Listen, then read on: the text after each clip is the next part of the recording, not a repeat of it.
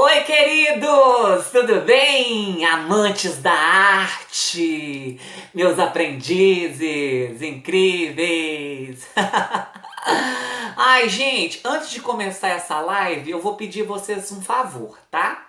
Eu preciso que vocês encaminhem fotos e vídeos desses momentos que vocês estão aí em casa assistindo as minhas videoaulas sobre o conteúdo, vocês fazendo as dinâmicas. Eu preciso que vocês encaminhem tudo lá no grupo do WhatsApp, combinado? Obrigada.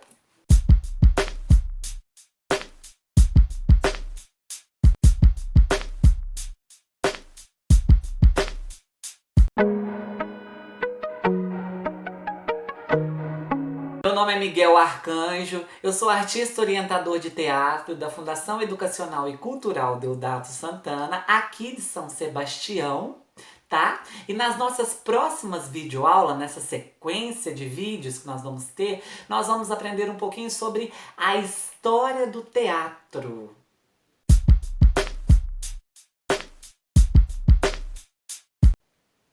A origem do teatro pode ser remontada desde as primeiras sociedades primitivas, em que se acreditava no uso das danças imitativas como proporcionadoras de poderes sobrenaturais que controlava tudo e todos os fatos necessários para a sobrevivência, a fertilidade, a caça, o sucesso nas batalhas, ainda possuindo características espirituais.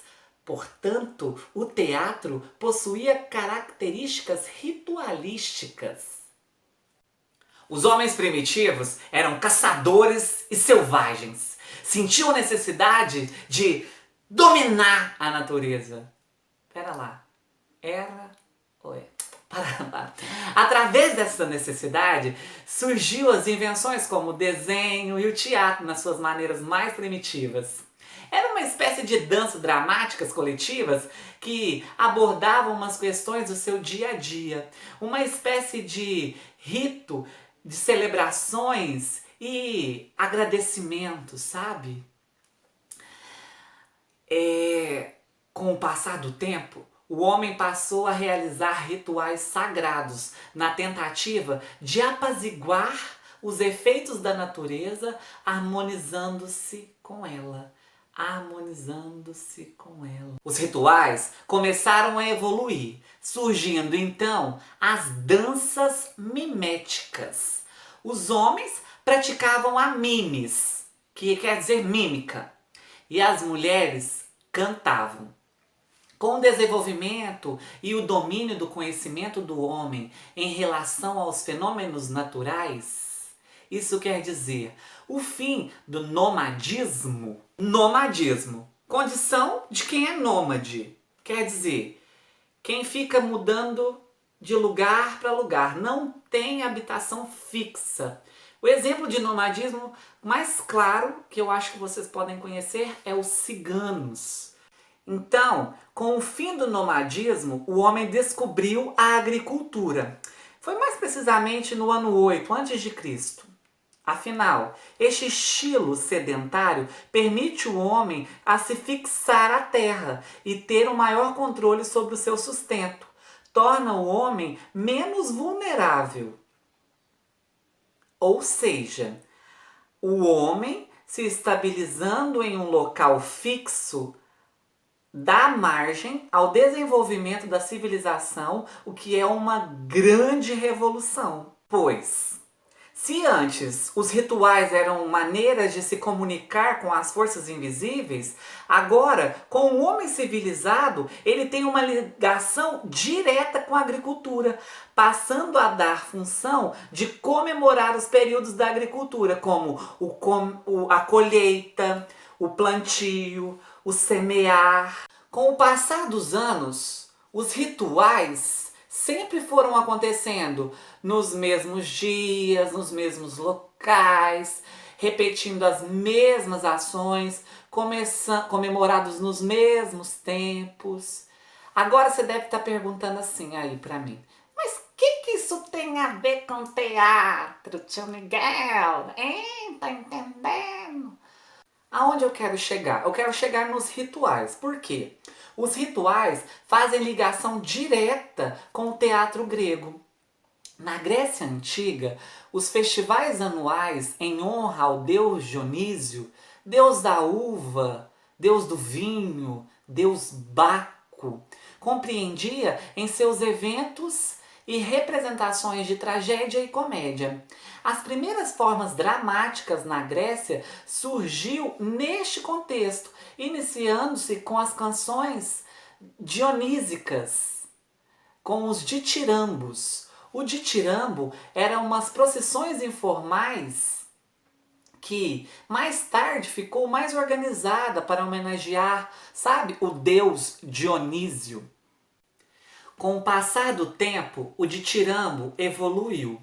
Aí tinha um coro, que era formado pelos coreutas e pelo corifeu. Eles cantavam, dançavam, contavam histórias e mitos relacionados aos deuses. A inovação, sabe, se deu devido ao diálogo que foi criado entre os coreutas e o corifeu. Criaram-se assim a ação na história. O corifeu era o chefe daquilo tudo, sabe? Mais ou menos, a grosso modo. Corifeu significa regente ou diretor do coro do antigo teatro grego. O corifeu é a pessoa de maior destaque e de influência no grupo, na arte ou em alguma profissão. É quem lidera. E quem era esse corifeu? Quem? Era Tespes. Guarda esse nome, que ele é muito importante pra gente. Tespes. Foi mais ou menos assim que aconteceu. Tespes subiu em cima de um tablado, tomou a frente do grupo e declarou: "Sou Dionísio!" Até então, isso nunca havia acontecido. Todas as manifestações eram em terceira pessoa, ou seja, era louvando o deus Dionísio. Isso deu a Tespes o título de pai da dramaturgia, e a partir daí o teatro tomou outras vertentes. Imagina, gente, o ano era 750 a.C. Um ator louco sobe em cima do palco e fala que ele é o Deus. Nossa! Deve ter sido um reboliço, porque até hoje a gente sofre retaliação, crítica, né, na arte, no teatro. Imagina lá atrás, o cara era sensacional. Então vamos seguir. Tespes revolucionou tudo o que sabia sobre teatro. A princípio, tudo acontecia nas ruas. Depois, tornou-se necessário um lugar. Aí surgiu os primeiros teatros. Eu trouxe para vocês uma curiosidade. Anteriormente agora, eu disse para vocês que os teatros eles eram encenados por homens e as mulheres cantavam.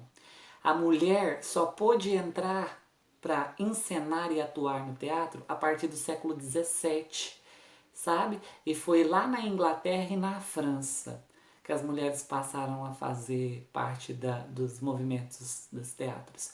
Antigamente, antes disso, quem encenava as mulheres eram os aprendizes ou os estagiários. Trouxe essa curiosidade agora porque 98% da minha turma é feminina e são meninas fazendo teatro, é uma parcela muito pouca masculina. Só pra gente acender aí a força da mulher. Parabéns. E então vamos lá. Aí os escritores de teatro, eles participavam muitas vezes das atuações, como os ensaios, e até idealizavam as coreografias do teatro. O espaço utilizado para as encenações em Atenas era apenas um círculo.